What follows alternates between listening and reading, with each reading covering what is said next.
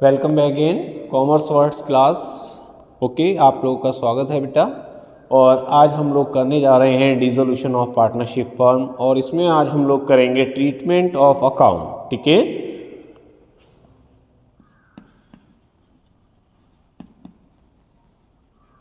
Treatment of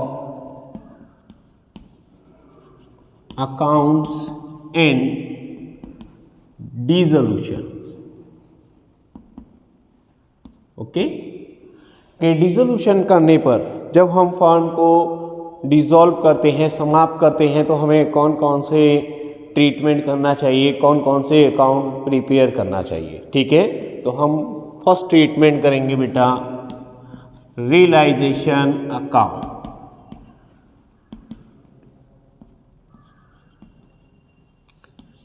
second, partners capital account. Third, bank account. And fourth, partners loan account. ठीक है, जब कभी भी फर्म समाप्त होती है, फर्म फिनिश होती है, तो हम लोगों को बेटा जनरली इन 4 अकाउंट को प्रिपेयर करना पड़ता है। ये जो 4 नंबर पर हमारा अकाउंट है पार्टनर्स लोन अकाउंट, तो ये इन कंडीशंस होता है, अगर इन केस पार्टनर ने लोन दे रखा है तब हमें पार्टनर्स लोन अकाउंट बनाने की रिक्वायरमेंट है, और अगर उसने लोन नहीं दिया है तो इसकी नीड नहीं है। But 1, 2, 3 it means realisation account, partners capital account and bank account, ये हमारे मैंडेटरी अकाउंट्स हैं जो हमें डिसॉल्यूशन ऑफ फर्म में बनाना पड़ते हैं। ठीक है, तो हम यहाँ पर एक एक अकाउंट्स के बारे में समझेंगे और उसमें किस तरीके से जर्नल एंट्रीज बनाई जाती हैं, किस तरीके से अकाउंट बनाए जाते हैं, उनको हम समझेंगे। ठीक है, तो हम बात करते हैं सबसे पहले रियलाइजेशन अकाउंट। ठीक है, तो रियलाइजेशन अकाउंट क्या है? तो सबसे पहले बेटा आप लोगों को याद रखना है, realisation account is a nominal account. ये कोई अकाउंट नहीं है, मैं ये कह दूं कि ये उसका अकाउंट है, नो बेटा, this is a nominal account, केवल नाम मात्र है, इसका कोई औचित्य नहीं है। बस हम किस लिए करते हैं कि ये एक नॉर्मली अकाउंट ओपन किया जाता है for the transfer of assets and liabilities, कि हम लोग क्या करते हैं, इसमें जो भी फर्म की असेट्स और लायबिलिटीज़ होती हैं उनको ट्रांसफ़र किया जाता है। ठीक है, तो रियलाइजेशन अकाउंट में पार्टनर्स कैपिटल अकाउंट, आप लोग जानते हैं बेटा कि पार्टनर्स कैपिटल अकाउंट क्या होते हैं। Partners capital account those account which are related to the partners capitals. ठीक है, कि पार्टनर्स कैपिटल अकाउंट वो होते हैं जो पार्टनर्स के कैपिटल से रिलेटेड होते हैं, जिसमें पार्टनर्स को हम क्या करते हैं, उनकी कैपिटल जिस चीज़ों से इंक्रीज़ होती है वो इसमें ट्रांसफ़र किए जाते हैं, और जिन चीज़ों से डिक्रीज़ होती है वो ट्रांसफ़र किए जाते हैं। आफ्टर दैट बैंक अकाउंट, तो बैंक अकाउंट एक नॉर्मल कैश अकाउंट जैसे आप लोगों ने बैंक अकाउंट बनाया होता है इन 2 कॉलम, ठीक है, वैसे ही बैंक अकाउंट बनाया जाता है। ठीक है, जो भी हमारा अमाउंट रिसीव्ड होगा, जो भी हम अपनी जब असेट्स को सेल करेंगे, ठीक है, और लायबिलिटीज़ को पेड करेंगे, उसके बाद जो हमारा फाइनल्स बैलेंस बचेगा वो उन पार्टनरों को पेड किया जाएगा, तो हम उसके लिए अपना बैंक अकाउंट बनाया करते हैं। एंड पार्टनर्स लोन अकाउंट, तो पार्टनर्स लोन अकाउंट मैंने आपको बताया कि ये एक ऑप्शनल है, कि ये एक मैंडेटरी नहीं है, ये तब बनाया जाएगा जब पार्टनर्स ने लोन फर्म को दे रखा हो।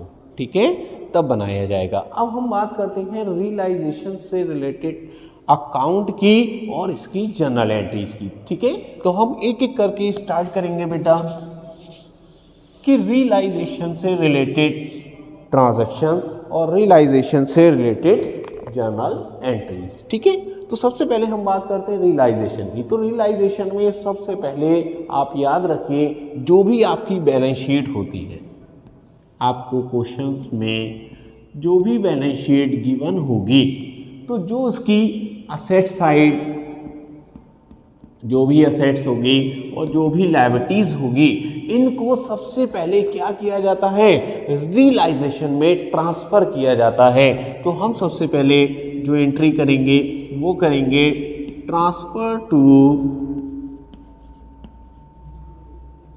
ट्रांसफर या इस तरीके से मेंशन कर देते हैं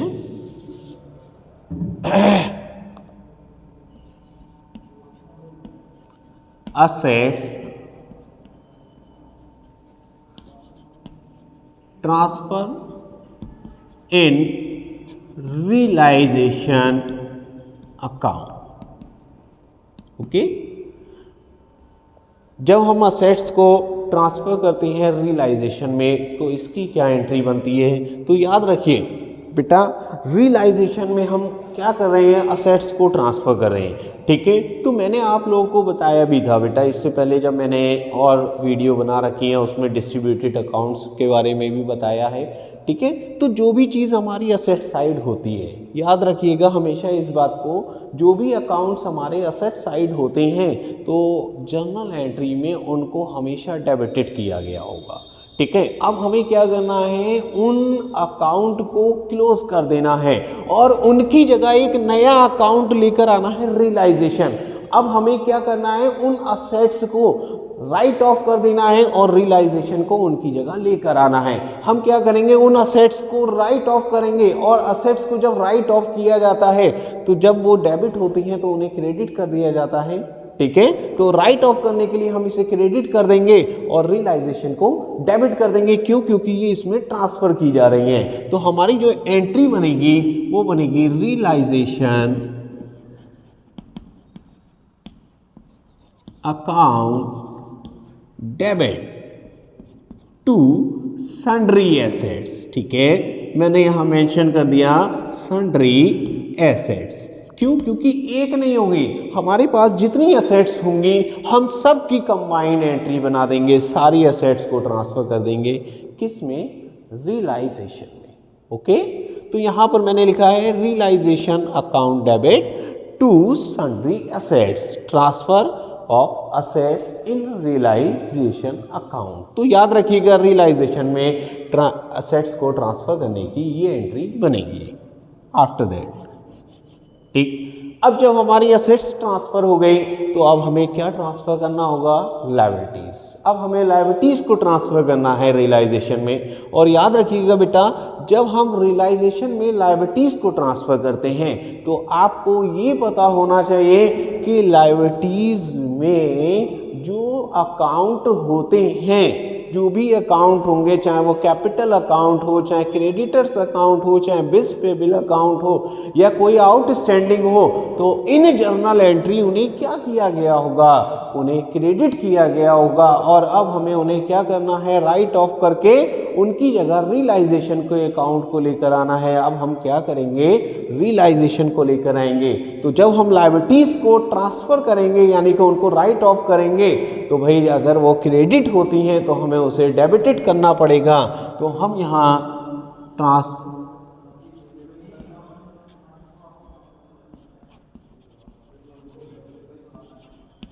transfer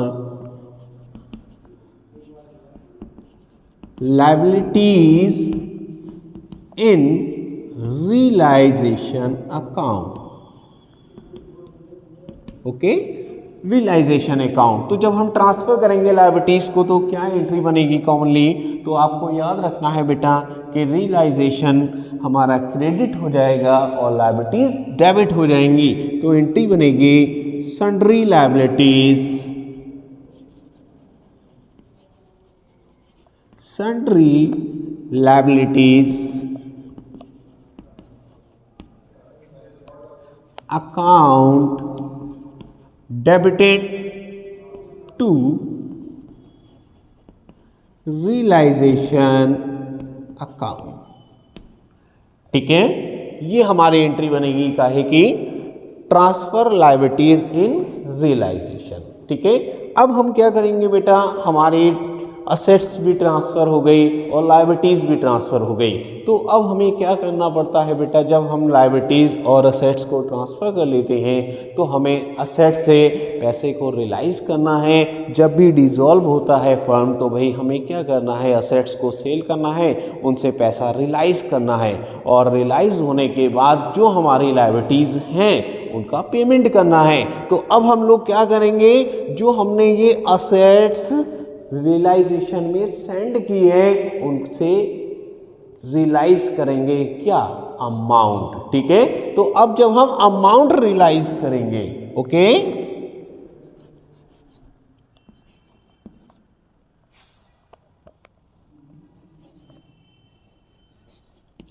realise amount from assets. Okay, जब हम पैसा रिसीव करेंगे काहे से, असेट से, तो हमारी एंट्री क्या बनेगी। ठीक है, देखिए आपको याद होगा जब हम लोगों ने पहले भी ये बात सीख रखी है कि अमाउंट हम रिसीव करें, तो हम आपको पता है बेटा कि कोई भी चीज़ आती है इन जनरल, आपने जो भी गोल्डन रूल्स पढ़ रखे हैं उसमें ये आपको समझाया भी गया है कि कैश कम्स होता है तो डेबिटेड होता है, गोज़ होता है तो क्रेडिट हुआ करता है।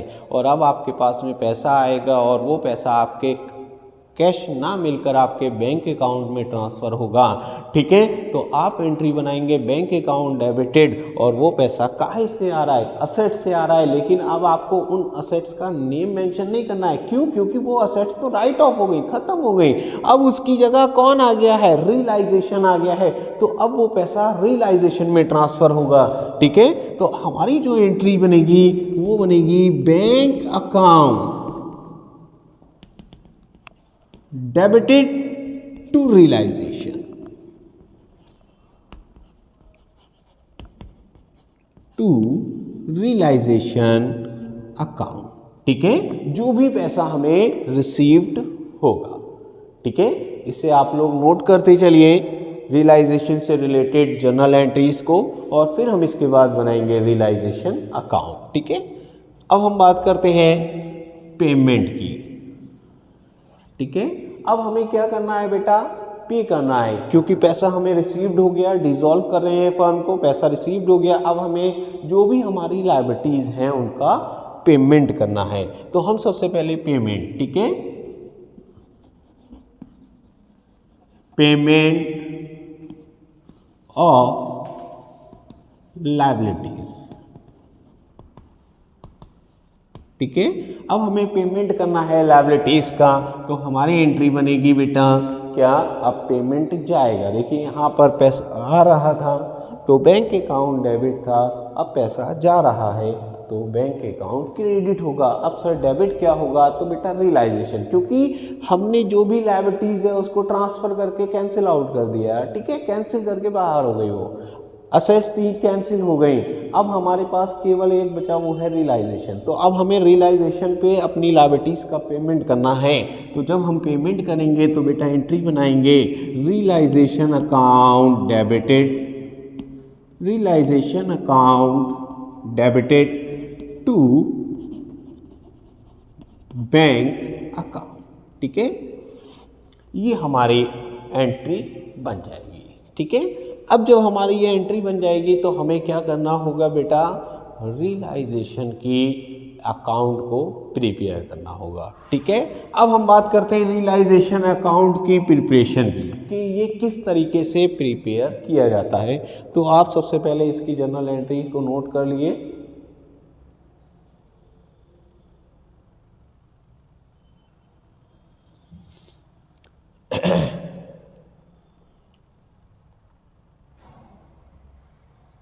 ठीक है, अब हम लोग क्या करेंगे, रियलाइजेशन अकाउंट बनाएंगे। ओके, तो देखिए रियलाइजेशन अकाउंट में यहाँ एक स्मॉल सा बनाकर दिखा दे रहा हूं आप लोगों को।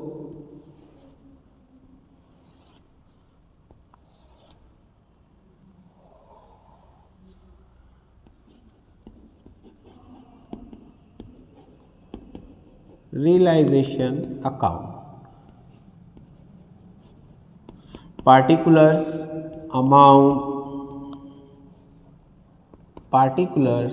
अमाउंट, ठीक है। अब सबसे पहले देखिए, आपने जो असेट्स थी वो ट्रांसफ़र की थी, तो आपने एंट्री बनाई थी realisation account debit to sundry assets. अब आप देखें, आपकी जर्नल एंट्री में रियलाइजेशन क्या हो रहा है, डेबिट हो रहा है, और आप रियलाइजेशन अकाउंट बना रहे हैं, तो आप रियलाइजेशन के डेबिट साइड में मेंशन कर देंगे टू असेट्स, ठीक है। तो यहाँ आपने राइट कर दिया टू सन्ड्री एसेट्स, जो आपने ट्रांसफ़र की है वो, ठीक है। फिर अब आपने क्या देखा, लायबिलिटीज़, आपने जो भी लायबिलिटीज़ थी वो ट्रांसफ़र की, तो एंट्री बनी थी sundry liabilities account debited to realisation credit हो रहा है, आप क्रेडिट साइड आएंगे और यहाँ नोट कर देंगे बाय सन्ड्री लायबिलिटीज़, ओके।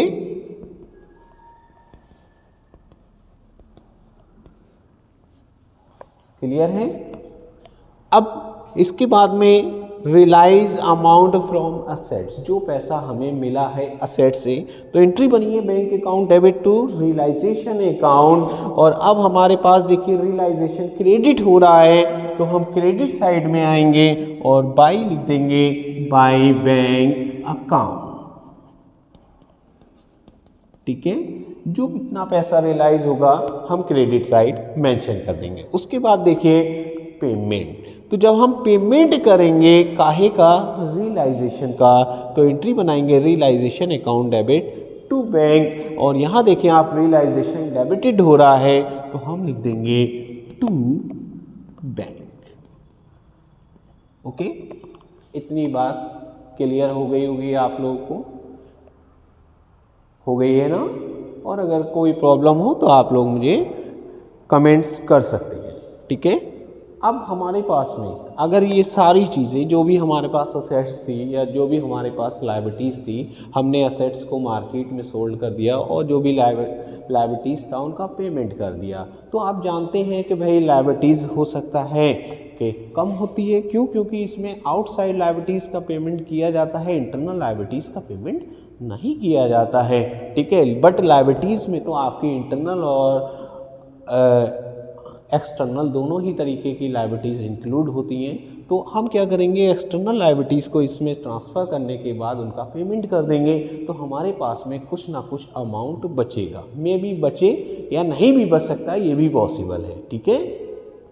तो आप लोगों को क्या याद करना है कि आपको ये देखना है कि हमारे पास अमाउंट बच रहा है या नहीं, ठीक है। जैसे मैंने यहाँ टोटल लगाया, इस साइड का टोटल ज़्यादा आएगा, इस साइड का कम आया, तो मुझे यहाँ पर दिखाई दे रहा है कि अमाउंट रियलाइज मेरे पास ज़्यादा हो रहा है और अमाउंट का पेमेंट कम हो रहा है, तो ये पैसा अब मेरे पास बच गया है। अब जो मुझे ये प्रॉफिट बच गया है ऑन द रियलाइजेशन, मैं क्या करूँगा, इस प्रॉफिट को जो हमारे पार्टनर्स हैं उनके कैपिटल अकाउंट में ट्रांसफ़र कर दूंगा, ठीक है। तो जैसे हम लोग रीवैल्यूएशन अकाउंट बनाते थे in third chapter, in fourth chapter, retirement on admission में, दोनों में ही हमने रीवैल्यूएशन अकाउंट बनाए हैं। यहाँ तक कि हमने change in profit sharing ratio में भी रीवैल्यूएशन अकाउंट बनाए हैं। वैसे ही सेम होता है, बट उसमें रीवैल्यूड असेट्स एंड लायबिलिटीज़ होती हैं, बट इसमें क्या होता है, रियलाइजेशन में कैंसिल आउट हो जाती हैं, ठीक है। तो हमने क्या करा, यहाँ पर जो भी हमने देखा, इधर साइड का टोटल लगाया, इधर साइड का, इधर ज़्यादा आ गया, इधर कम आ गया, क्रेडिट साइड का टोटल ज़्यादा है और डेबिट साइड का कम है, तो हमारा यहाँ पर क्या निकल कर आएगा, टू प्रॉफिट, ठीक है, टू प्रॉफिट ऑन रियलाइजेशन। और जो भी हमारे पास एक्स वाई होंगे, जिस रेशो में वो क्या करते होंगे, प्रॉफिट शेयर करते होंगे, उस प्रॉफिट को हम क्या कर देंगे, उन दोनों में डिस्ट्रीब्यूट कर देंगे। तो हमें क्या होगा, इस एंट्री को भी बनाना पड़ेगा, रियलाइजेशन के प्रॉफिट या लॉस की एंट्री को भी बनाना पड़ेगा। जैसे हम इसे बनाएंगे तो ये एंट्री बनेगी, realisation account debited to x और टू वाई, ठीक है। अगर प्रॉफिट होता है, प्रॉफिट ऑन रियलाइजेशन, ठीक है, अगर प्रॉफिट हो रहा है रियलाइजेशन पर, तब हम क्या एंट्री बनाएंगे बेटा, realisation account realisation account debited, और 2 जो भी हमारे पार्टनर्स हैं, तो पार्टनर्स कैपिटल अकाउंट। ठीक है, ये एंट्री हमारी तैयार कर दी जाएगी पार्टनर से रिलेटेड, जो उनके कैपिटल से रिलेटेड है। ठीक है, हम क्या करेंगे, ये हमारा रियलाइजेशन कंप्लीट हो जाएगा। लेकिन क्या होता है बेटा, जब कभी हम रियलाइजेशन बनाते हैं तो कुछ बिल्कुल सिंपल नहीं होता है। ये तो मैंने आपको बिल्कुल सिंपल बता दिया कि हमारे पास जो असेट्स थी वो बेच दी गई और जो लायबिलिटीज़ थी वो बेच दी गई, तो मीन्स उनका पेमेंट कर दिया गया। लेकिन क्या होता है, कभी कभी क्वेश्चंस को डिफ़िकल्ट बनाने के लिए वो क्या करते हैं कि जैसे मान लो हमने क्या कर रखा था, सन्ड्री असेट्स रियलाइजेशन में ट्रांसफ़र की थी, और रियलाइजेशन में जब ट्रांसफ़र की थी तो हमारा मेन मोटिव क्या था कि इन असेट्स और इन लायबिलिटीज़ को क्या कर दिया जाए, बेच दिया जाए, है ना, सॉरी असेट्स को बेच दिया जाए। तो कभी कभी क्या होता है बेटा कि कोई पार्टनर होता है तो वो कहता है भाई ये असेट्स आप मार्केट में बेच रहे हो, ऐसा करो ये मुझे दे दो, है ना। नहीं कह सकता है अरे भाई अगर मान लो मैं कहीं बिजनेस में लगा हूँ, पार्टनरशिप मेरी बिजनेस है, ठीक है, फर्म जो है वो पार्टनरशिप की है, बट अब मैं चाहता हूँ वो डिसॉल्व कर दी जाए। ठीक है, तो जब डिसॉल्व करी जा रही है तो उसकी जो असेट्स मार्केट में सेल्स हो रही हैं, तो भाई मुझे मालूम है कि ये असेट्स अभी कुछ न्यू है, बहुत ही अच्छी वर्किंग में है, तो क्यों ना मैं इसे ख़रीद लूँ। तो भाई मैं क्या करूँगा, अगर मैं उस असेट्स को ख़रीदता हूँ, ठीक है, तो याद रखिएगा जब कोई पार्टनर किसी असेट्स को ख़रीदता है तो उसकी भी एंट्री बनाई जाएगी। ठीक है, तो जैसे कि हमने ट्रांसफ़र तो आपको सेम करना है, बट अब क्या होगा, अगर कोई असेट्स मार्केट में बिकने के बजाय कोई पार्टनर ले ले, ठीक है, अगर कोई पार्टनर किसी असेट्स को ले लेता है,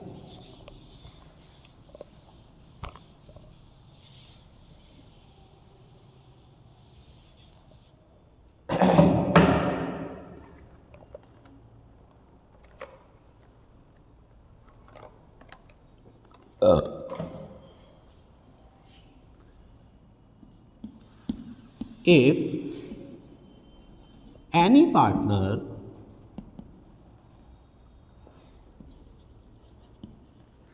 taken assets on dissolution of firm, ठीक है, कि फर्म के डिसोल्यूशन पर अगर कोई पार्टनर फर्म की कोई असेट्स ले लेता है तो बेटा हमें इसकी भी जर्नल एंट्री बनानी पड़ती है। अब इसकी जर्नल एंट्री क्या बनाए सर, तो बेटा अगर हम उसे नगद में बेच रहे थे तो क्या कर रहे थे, bank account debit to realisation, और अगर हम किसी पार्टनर को दे रहे हैं तो हम उस पार्टनर को डेबिट कर देंगे। ठीक है, यानी कि पार्टनर्स कैपिटल अकाउंट डेबिट, ठीक है, पार्टनर्स कैपिटल अकाउंट डेबिटेड, और 2 कर देंगे रियलाइजेशन अकाउंट। ठीक है, टू रियलाइजेशन अकाउंट। अब हम कह सर ये पार्टनर्स को क्यों, पार्टनर ने पैसा नहीं दिया ना बेटा, पार्टनर क्यों देने लगा, पार्टनर ने ये कहा कि ये असेट्स मुझे दे दो और मेरे अकाउंट से कम कर लेना। और आप जानते हैं जब कभी किसी भी पार्टनर्स के अकाउंट से कुछ पैसा कम करना होता है तो हम उसे डेबिटेड कर दिया करते हैं, तो हम उसे कर देंगे partners capital account debited to realisation, और उसके डेबिटेड करने से उसका अमाउंट क्या हो जाएगा, कम हो जाएगा। तो ये होती है काहे की एंट्री, रियलाइजेशन पे अगर कोई पार्टनर क्या कर दे, अब किसी भी एसेट्स को टेकन कर ले। ठीक है, सेम ऐसे ही जस्ट अपोजिट ये भी हो सकती है कि भाई कोई लायबिलिटीज़ है, कोई लायबिलिटीज़ है, लेकिन क्या हुआ कि असेट्स बिकने में देरी हो रही थी, असेट्स को सेल करने में टाइम लग रहा था, बट जो उसका पार्टनर था उसने कहा कि ऐसा है, ये क्रेडिटर है या जो भी हमारी लायबिलिटीज़ है इसका पेमेंट लो मेरे पास से, मेरी जेब से कर दो, सिंपल सी बात है, लो मेरी जेब से इसका पेमेंट कर दो। तो भाई अगर उसका पेमेंट कोई पार्टनर कर रहा है, ठीक है, किसी भी लायबिलिटीज़ का, तो नहीं कर सकता, कर सकता है। तो भाई अगर उसने करा है पेमेंट तो क्या वो नहीं लेगा? तो याद रखिएगा, अगर कोई लायबिलिटीज़ का पेमेंट कोई पार्टनर कर दे रहा है तो वो उसका मीन्स उस जो भी अमाउंट उसने पेड किया है वो फर्म से लेगा और हमें उसकी भी जर्नल एंट्री बनानी पड़ेगी।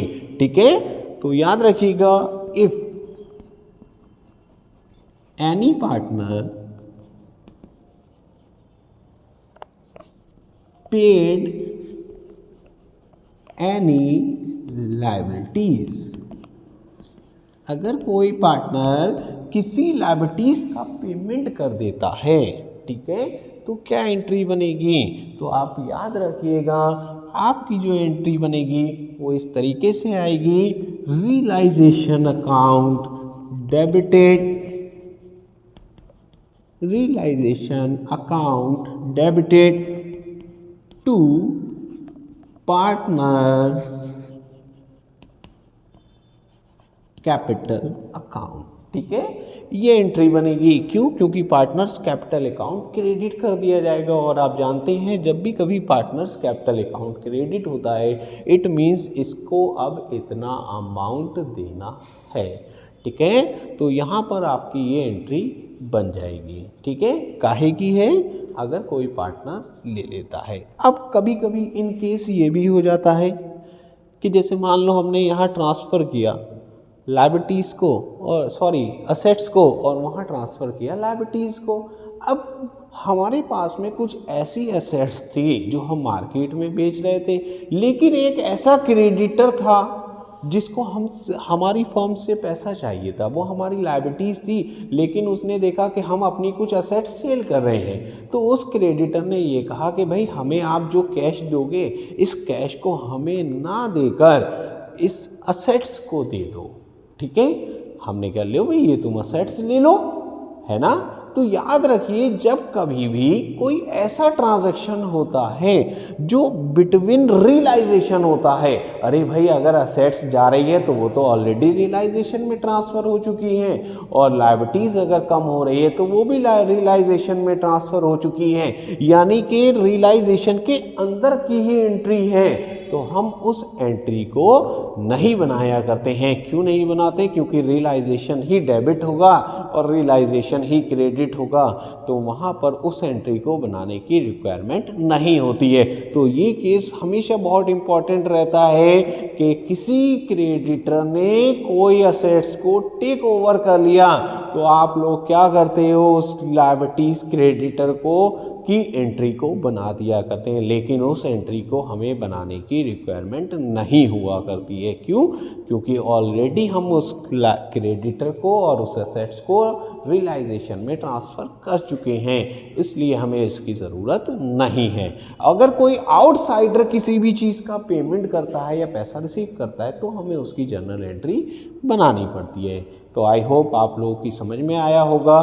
ठीक है, आप लोगों से आशा करता हूँ कि अगर आप लोगों को अच्छा लग रहा हो ये चैनल तो लाइक कीजिए, सब्सक्राइब कीजिए और बेल आइकन दबाते रहिए। ठीक है, thank you, have a nice day.